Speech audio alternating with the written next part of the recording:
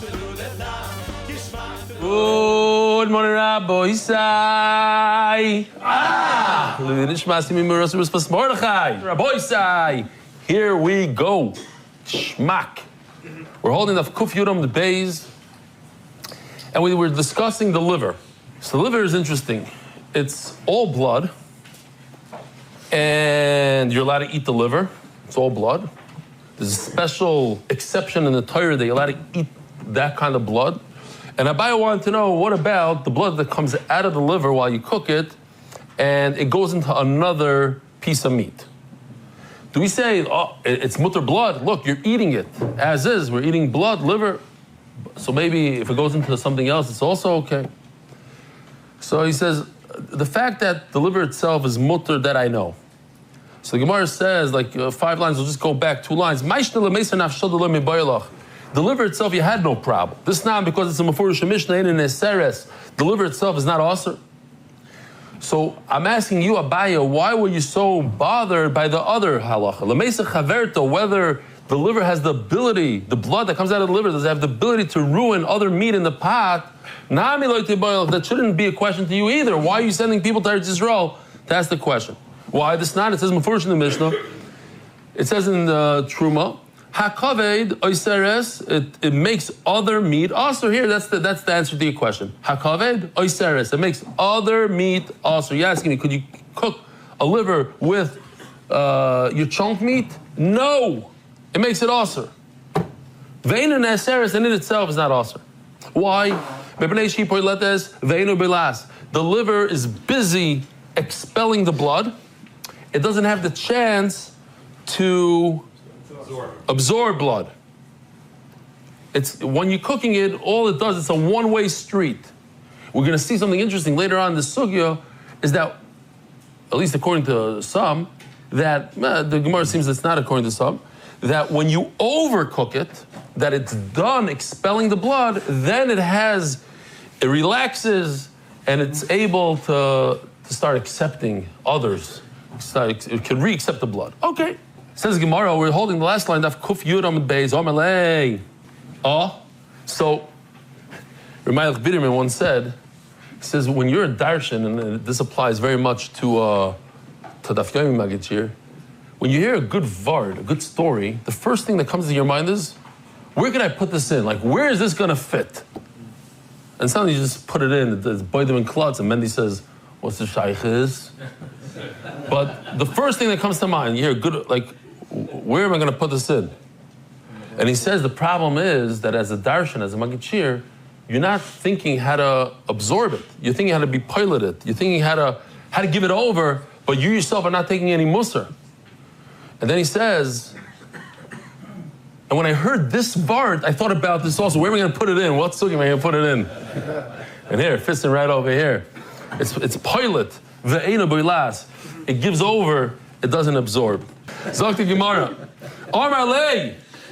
So he says, Dilma Hassan, B'kavda Surah, you have no raya from over there that a liver could asur other meat. Because maybe over there we're talking about, it's very interesting, maybe over there we're talking about a non-kosher liver. Maybe a treif liver. And what's the thing with the treif liver? Umishum sham nunisa. Because the liver has fats, and if it's treif, so it's treif fats. And we're not concerned about the blood. Mishum damamai. I still don't know what the halach is the blood. What's the shiloh with the blood? We have something that you're allowed to eat the blood as is. So maybe if the blood expels itself and goes into the pot and goes into other things, maybe it's mutter, or maybe no. Maybe the halach, it's a special xeris hakosov that when the blood is inside the liver and part of the liver, then you're allowed to eat it. Once it goes outside and does something else, it's also, we had something similar by the kal. The milk inside the kal, you're allowed to cook it as is. Once it leaves, then it becomes awesome. There are bottom. Says Gemara, Kihodar Solik, we have stories here. Kihodar Solik, when Rav Safar went back to Eretz Yisrael, asking Reb Zrika, he bumped into Reb Zrika. Amalei, Hainamiti loiti bayalach. This is also not a question. Why? Da'ano, I myself, Rav Zrika myself, v'yarai bereder Reb Ami, both of us, and Yanai, Iklan lebei Yehuda bereder Reb Shimon ben Pazi, we both went to Yehuda, the son of Reb Shimon ben Pazi's house. And what did they give us? The most interesting dish you've ever heard of in your life. Ukrivelon kanyo bekoifei. You know, we spoke about the konen veshet, the trachea, the esophagus. So man, the guy grabs a hold of the trachea, the breathing tube, and on it, it's like grapes. On it, you have a heart, you have a liver, you have the lungs. And dumped it down on the table. Here, have something to eat.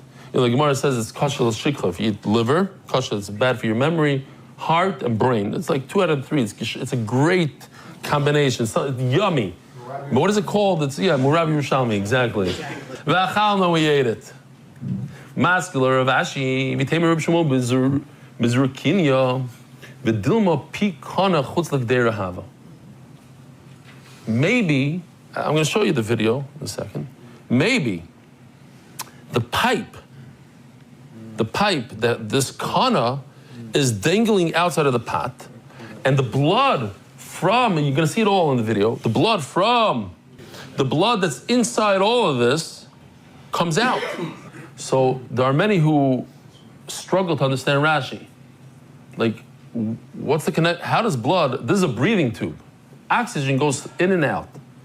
Where's the blood from the liver going to find its way into the breathing tube? It sounds good, like theoretically. So some want to say Rashi wasn't a doctor, he didn't really know. The Stipler says no, it means that he cut he made a cut and it went through.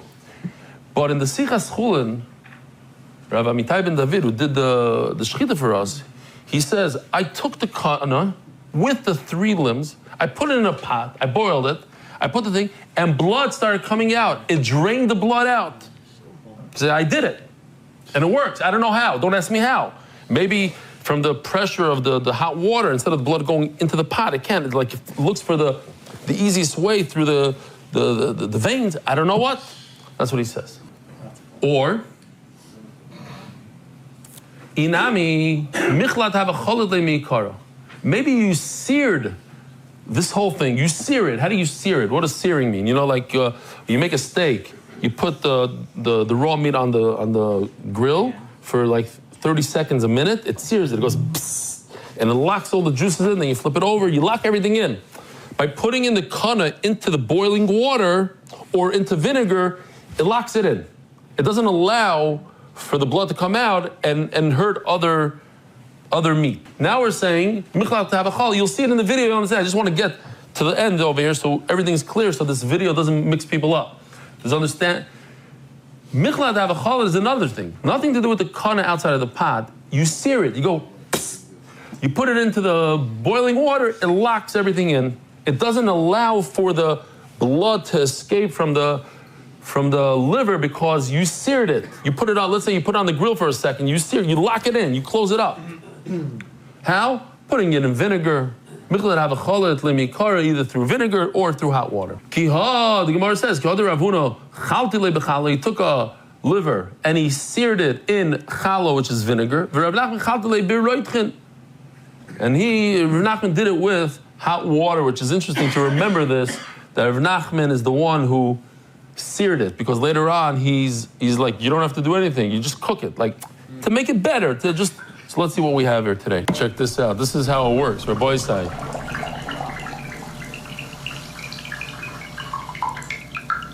The blood in the liver leaves through the kana. Okay. Says Gemara V'Savra Papa Kamed Rava Lemeimar Chala Osir. Rav Papa wanted to say that this vinegar that health inspector drank from, he shouldn't be allowed to drink from it. Why? Because perhaps some of the blood in the liver came out of the liver into the vinegar. What are you talking about? The whole idea of the vinegar is that the vinegar locks it in. If you're going to tell me that you're concerned that blood left the liver, if it didn't really lock it in, and this liver is no longer busy expelling anything because you locked it in, sort of, but it didn't really lock it in, so it's kind of relaxed. It's relaxed. How did the blood come out? Because there's some sort of relaxation in this liver. It's not a pilot, so then it's able to absorb also. That's what he's saying. Says the Gemara's story, Rav bar Shaba ikla lebei Rav Nachman. The person by Rav, the son of Shaba, he comes to Rav Nachman's yeshiva. Isolate kavda. What do you do the first day of yeshiva? Always a nice geschmacka liver, human liver. Kavda shlika. But what kind of liver? Cooked in a pot, not broiled. Broiled, we said, is not an issue, but the cooked one is a problem. So let me ask you, Rabbi Isai, what's the halacha today? If somebody cooks a liver, takes a liver, instead of roasting it, cooks the liver with nothing else in the pot, just water, are you allowed to eat it or not allowed to eat it? It's not a problem. We're going to see in a second. They brought him this cooked liver, he didn't eat it. The issue is expelling of the blood of the liver into the pot and ruining the chunk, ruining other meat. But in itself is not bileya. It went out, it doesn't come back in. Why shouldn't you be able to eat it? So they go to the Rosh Hashiva and they snitch. Barbe Rav, this new guy, this new Talmud, the Lagad that's inside the basement, he refuses to eat the chashavet dish that we made. Umanu, what's his name? Rav Bar Shaba. His name is Rav, the son of Shaba. Rav Nachman. Says Rav Nachman, this is 100% mutter to eat. Remember, Rav Nachman is the one that said he used to sear it. But he says, you don't have to sear it. As long as you cook it. With nothing else in the pot, just liver, gamul Shaba. Take his mouth and put it in there. Force it into his mouth. Don't be nice to this guy. Rabbi Lezer says liver can make other meat asur, but it itself doesn't become asur. It has the ability to expel, but it doesn't absorb.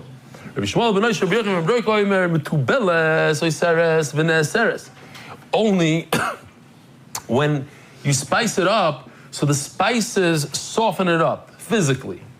And memela, then it has the ability, since it's soft, it makes other things asur, and it itself becomes asur.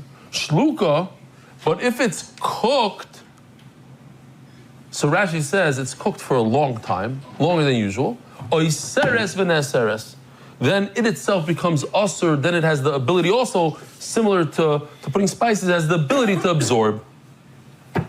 Says the Gemara, Rabba bar Rav Huna, Ikla lebe Rabba bar Rav Nachman. Rabba, the son of Rav Huna, went to Rabba bar Rav Nachman's place. Isaac Amei, Tlos, he went to his house. He went to his house for Shabbos. Asil Kamei, Tlas, Soy, Yosavi, Tachi. Like 3 measurements of like cake.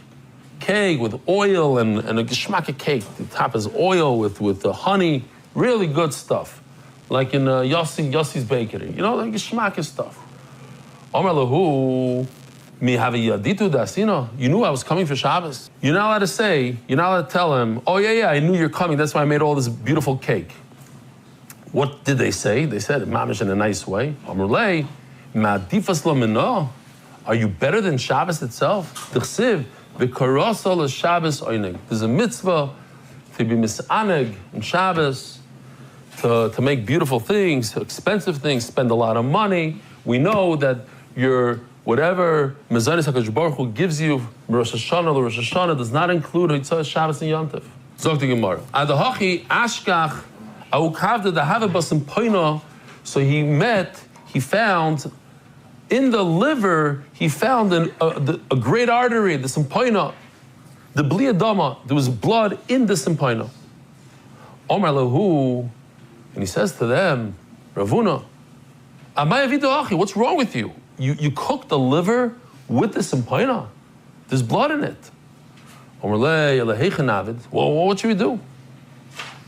Omar lahu kiru shesi ve'erev. Make some nice cuts in the liver. V'chituch letachas. And make sure that this cut is on the bottom. You flip it over where the cuts are on the bottom and they could drain out. The blood drains out. So the Gemara, kavdo, and this is the liver. Avad chala, but the spleen, you also see white on it. It's a different white. Shumana ba'almahu. Let me show you this video. It's fantastic from Rav Weissfish. It's unbelievable. Yishkoyach Rav Weissfish, all the videos he sent us. This is like, you can't get better. You can't understand the story better than this.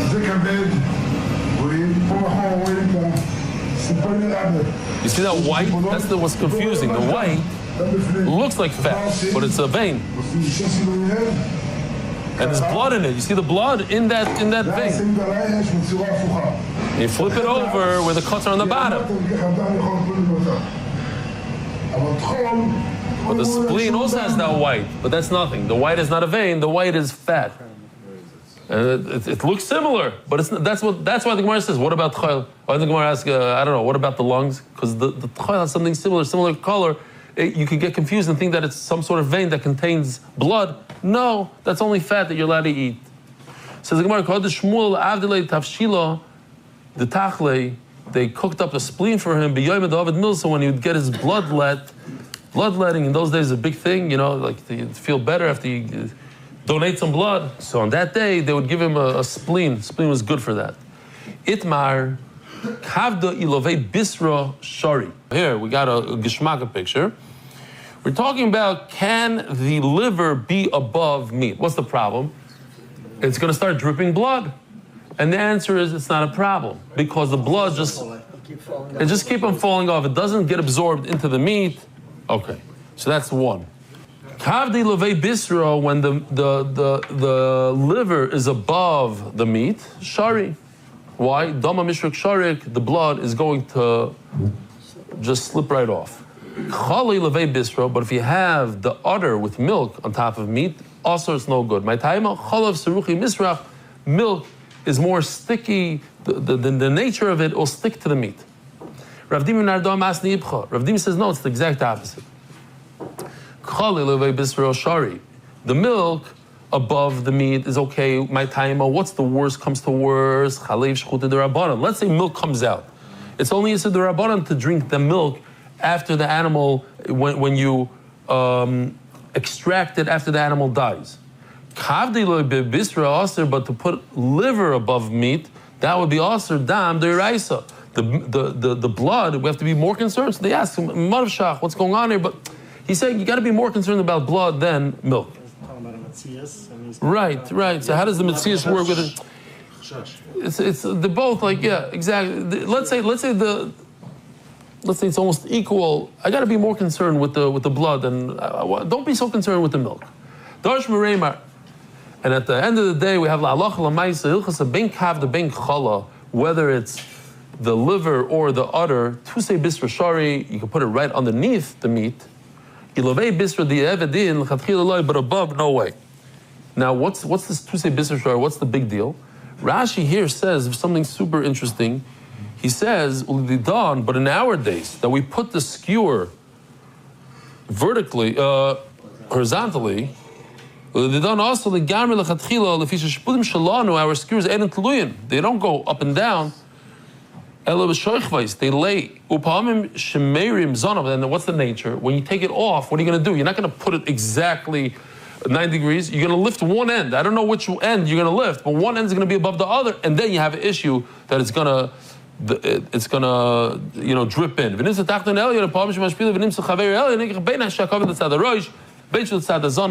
doesn't matter where you placed the liver, you should always make it also in our days. You shouldn't do this. Rav Ashi says the Gemara. His father-in-law's name was Rami bar Abba. He saw the son of Rami bar Abba, which means his own brother-in-law. He saw his father-in-law's son. Now he's what? He's using a skewer, mamish like in this picture over here, like this. He put the liver right above the meat. Omar, he tells his brother-in-law to his face, "You're such a balgaiva." Rabbanan said you can do this after the fact. Why are you going in the first place and putting liver above the meat? The knife. Oh, yeah. Anybody else like this word besides me? I love it. Beidugi. You got a dugi. If you have a plate that catches you know, on a grill, you have this plate that catches all the fats and the. So now it's a problem because in the fat, a grease trap, in the fat, blood is going to fall in there. Now, what's the problem with that? Because any normal person, after you grill, you take that trap and you drink it. It's very, very healthy. It's very geschmack. Omer, dome de bistro shochein. Oh, umaysta mit dome de bistro. Now, if you just have the blood of the meat, forget about the liver. What about regular meat that falls into the doogie? What about that blood? Why is that not a problem? Everybody drinks the doogie afterwards. So how come you're not concerned about the blood? Dome de bistro shochein. Oh, it's always geschmack to drink that fat that comes out of the grill when there's blood in the cup and the blood goes to the bottom. That's not a problem. Everybody drinks that.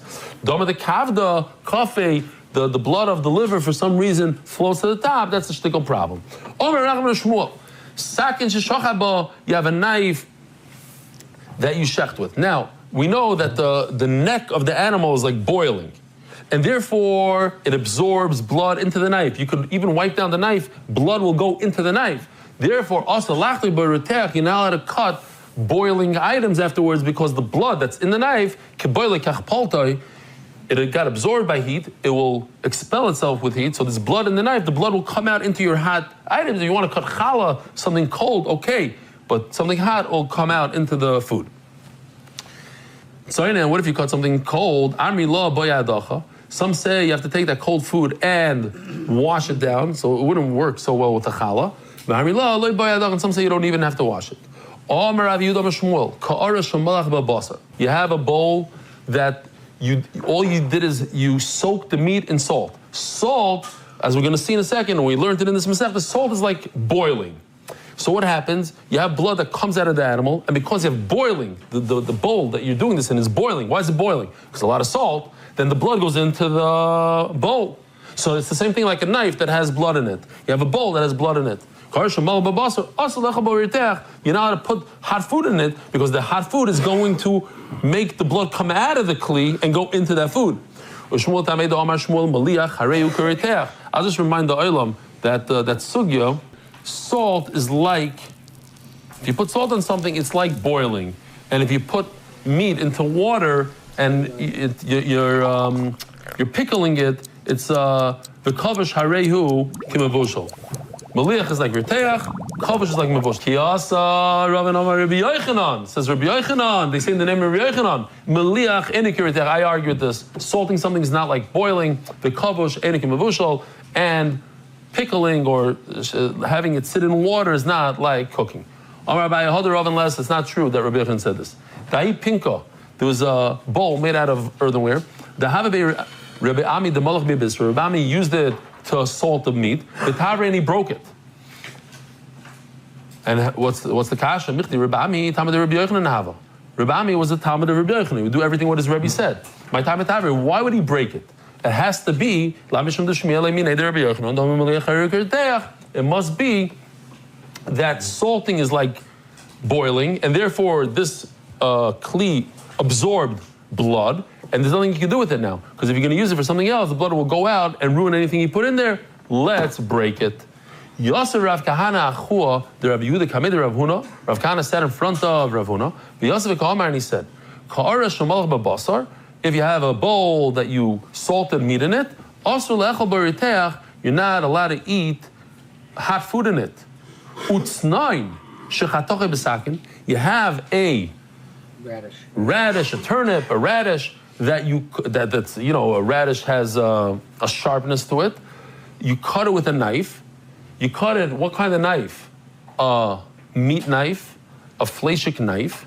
Now because the snoin has a sharpness, it pulls some of the meat out of the knife. So now the turnip became a piece of meat. The flavor of the meat that was in the knife leaves the knife, goes into the turnip. Mutar la'achloi bekutach. You're permitted to eat it with kutach. I'm not going to show you the video of kutach. My timer. Ask the Gemara, what's the difference between a radish that absorbed meat to a kli that absorbed blood? Meat is 100% mutter. So it absorbed meat. It's a mutter. But this bowl absorbed blood, and blood is aser. Amalei Rava, it makes no sense what you're saying. Okay, every piece of meat is mutter, but it doesn't go well with milk. You can't eat milk and meat. So what if it's mutter? We're talking about eating the meat with milk, and it's going to be a problem. So if you're going to eat cereal in a bowl that's a fleshig bowl, and the meat of the that's in the bowl is going to go into your cereal, and the milk is going to be a problem. What are you telling me? The meat is mutter. I'll tell you pshat. You could taste the radish. Any Jew could taste the radish. Why? Because it's just meat. So worst comes to worst, you just became fleshig. You taste it. It doesn't taste like meat. Now you can eat it with dairy. But what are you going to do with the bowl? How are you going to taste blood? You don't know if it's blood or not. You can never taste it because you're Jewish. What's the answer? Let a non-Jew taste it. Okay, that's the Gemara's question. Let the chef taste it. We learned that you cooked meat, you should not cook with it milk. And if you cooked it, then you taste it. If you did the same thing with truma, you're not allowed to cook chullin. But if you were over, if the truma gave flavor, you're not allowed to eat it. I could have a Jew taste it. His name is a kohen. He's allowed to eat truma, so you can taste whether it tastes like truma or not. But if you have meat and dairy together, how are you going to know if it tastes like basa b'chalav, tastes like a McDonald's? I'm alone. The tamim kapila. So we said over there, let the chef taste it. A guy. Says Gemara. So over here also, why can't he taste it? We're talking about a city. There's no guy. Should we start the sugya or wait for tomorrow? Let's start it first. We'll just do the beginning and then we'll go. Let's do 2 lines here. It's Gishmak Sugya. Itmar. Boys, check this out real quickly. If I have a piece of meat, here's a steak. I have a steak and I have a fish. And this touches this. Oh, shouldn't do that. This touches this. Now the fish just became what? Flesh. This is meat. Touch this. They're both very hot. The meat went into the fish. You ask him, can I eat it with this, with milk? No, no way. But that's called meat. But what if my hot steak touched this bowl? So now the steak in the bowl. Now I took the steak out. And now I take a piece of fish and I touch this hot bowl. Hot fish in the bowl. Now it took out of the bowl, it went into the fish. What's that called? That's called not barnat. Now, it looks like this, not barnat. They always say, I think that not barnat means... You have to have liquid, don't you? What? You have to have liquid. It's called barnat. No, hot in the thing. Well, let's not get confused there. Not barnat stands for no trauma, be relaxed. That's what I decided. This is the most traumatic sentence in Shas. People are like, whoa, not barnat. It's nothing. It means the meat touched this bowl, and then the fish touched the bowl. No trauma. Be relaxed. Otazai. So Mela, it goes like this. Dogim shalabakara, you have boiling hot fish that are in a meat bowl. Ravam asalachim bekutach, so you're not allowed to eat it afterwards with milk. Is this fish, the fish that has a little bit of flavor of meat, you'll eat it with milk. Rav says, asur. Ushmulam amutalachim bekutach. You're allowed to. Ravam also noisen tamu. It's nun tes, not. Shmulam amuto noisen tam bar noisen tamu. Boysai, have a wonderful day. Merit the schus of spreading Torah throughout the world. Sponsor a shir today. MDYsponsor.com or sponsor at MDY.com.